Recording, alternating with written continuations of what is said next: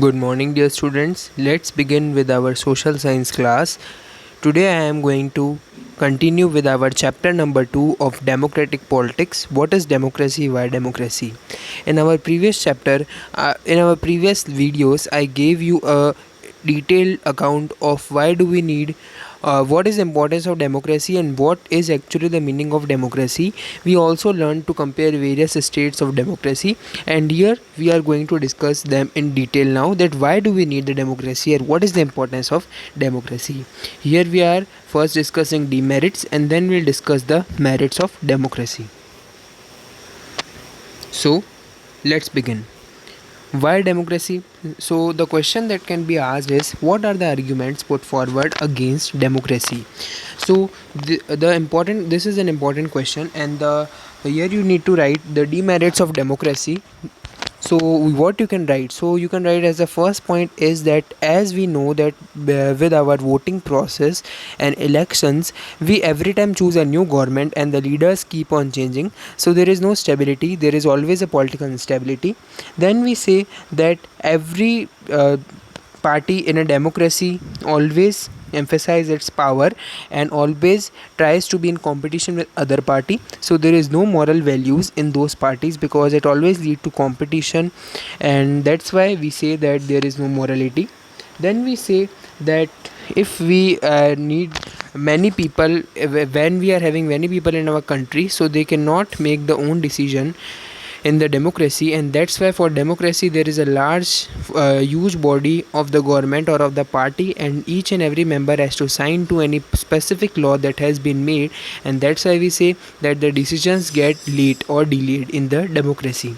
Then we also see that whenever majority of any country gives a vote to elected leader, the minority which are left, their demands nobody can listen, and even the leaders will not know or will not be in the touch with the demands of the minority people. Even he will not be in the touch with the demands of majority people because there is a huge population.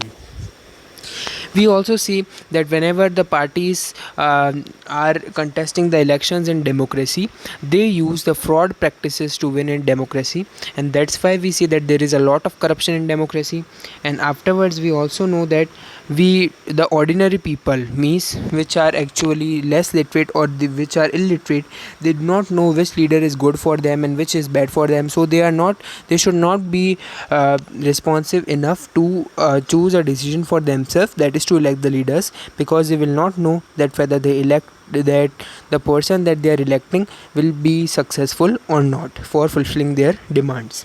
Then when we ask about what are the arguments put forward for democracy, means here we discuss about the merits of democracy. So here we say it is a more accountable government because it account for the public.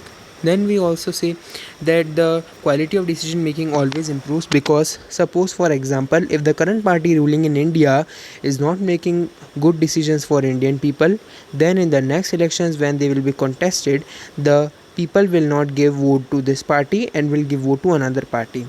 So when the another party will win, so another party when it is winning, it will always keep in mind that whatever mistakes have been done by the first party, that should not be repeated again by them, so that people keep on voting them again and again. So here we can say that the democracy will always correct its mistakes.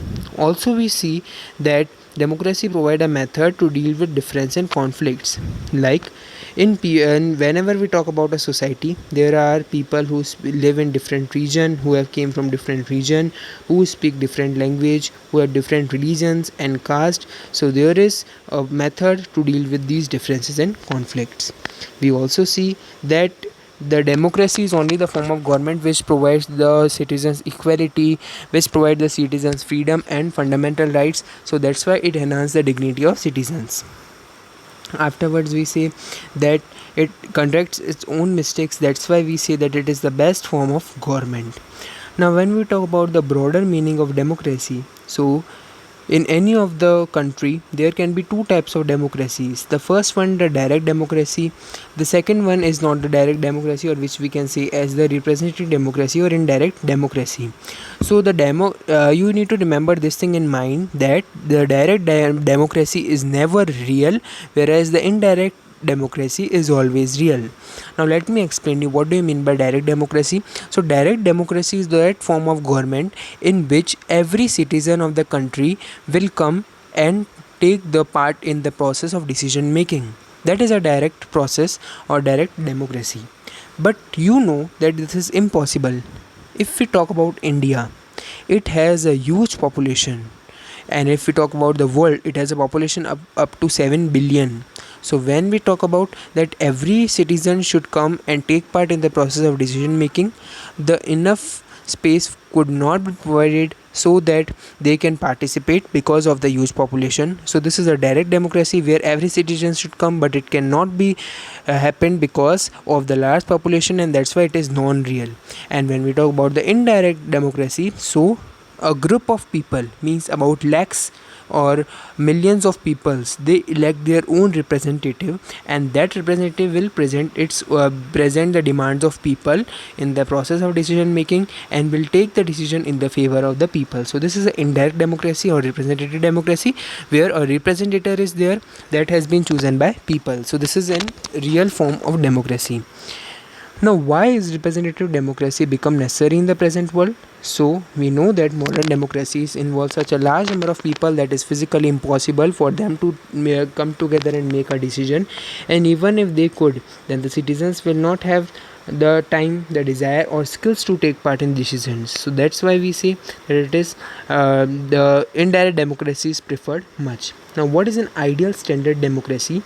So there are two demands that the ideal standard democracy should fulfill, and every government, every democratic government is following the rules to become an ideal standard democracy. The first one is that in a democratic country, the people, the any person should never go hungry to sleep. Whenever he is sleeping, he should never be hungry. It means that he or she should have enough money to feed himself or herself and his or her family. So this is the first motive of democracy or ideal democracy or standard democracy. And the second motive is that every citizen of a country should have equal right to vote, should have equal right to gain information. Means if anyone wants to gain information about any public property, so he or she should be given that. Also, it should have basic education, means every citizen of India. But we talk about India, there are many illiterate people, so we cannot say that India is a truly democratic country. Every person should have equal resource. So in this also India fails because there are many rich people and many poor people, so there is division among the society. That's why we say that India is not really democratic country, and a lot of commitment. So that's all for today, students. Thank you and have a nice day.